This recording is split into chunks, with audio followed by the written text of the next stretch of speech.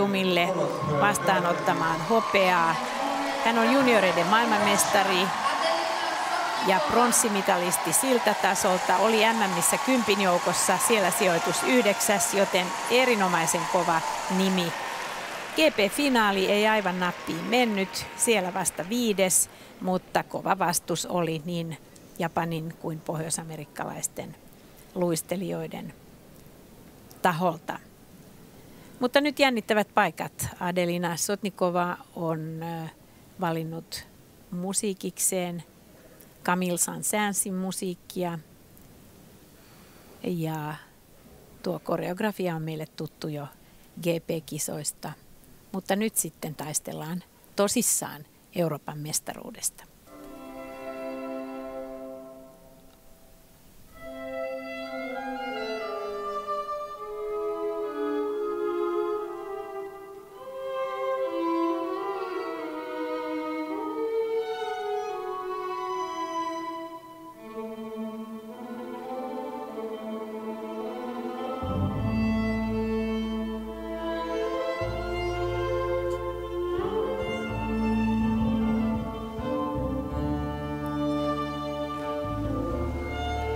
Kolmoisluts kiertyy hieman ulos, eikä Adelina saa siihen kolmoistulppia perään, jonka oli suunnitellut.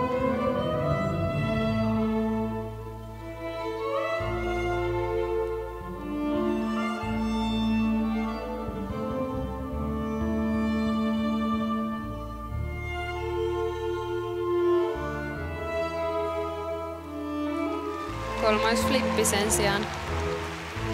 Oikein hyvä ja laadukas.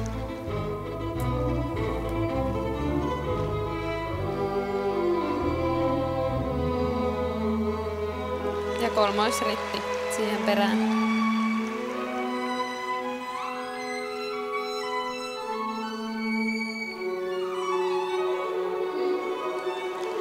Nämä ovat kyllä Adelinalla aivan omaa luokkaansa, nämä vaikeusvariaatiot.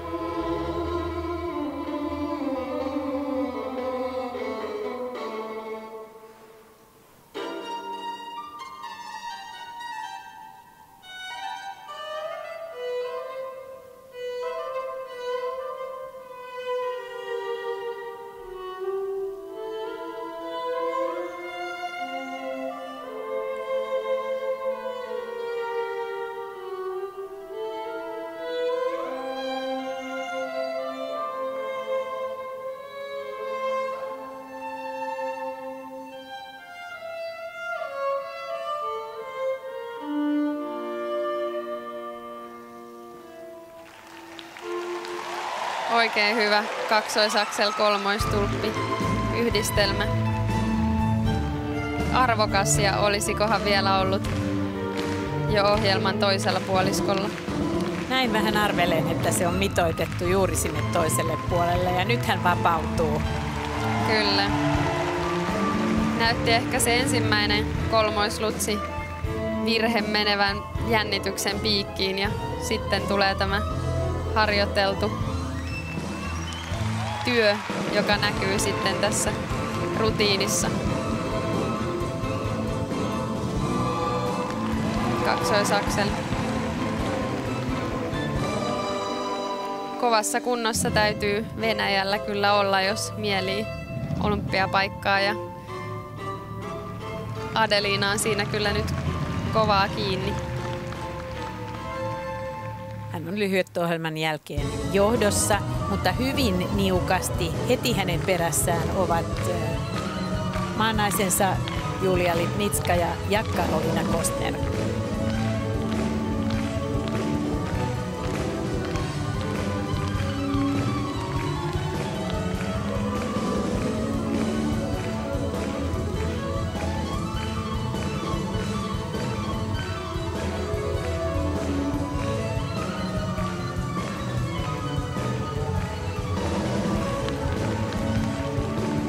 Tässä Adelinan koreo-sarjaa, ja ihanasti saa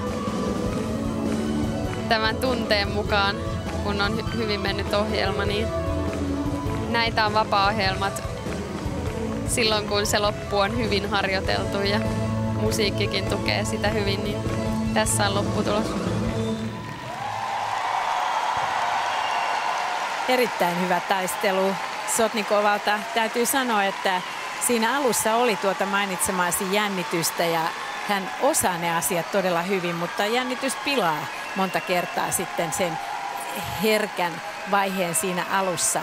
Se on niin kova paikka pitää se pää tiukkana ja tehdä vaan se rutiini siinä alussa eikä lähteä lentoon.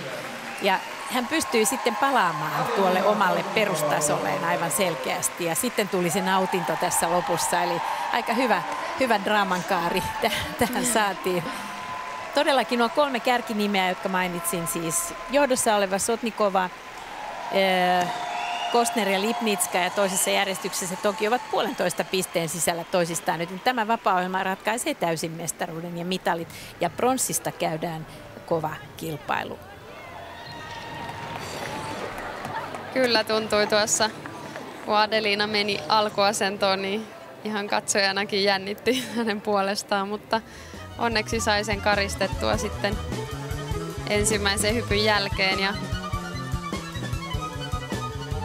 kyllä vaikeutta löytyi paljon ja laatua ja sekä sitten pirueteissa vaikeita variaatioita, että varmasti erittäin arvokas ohjelma.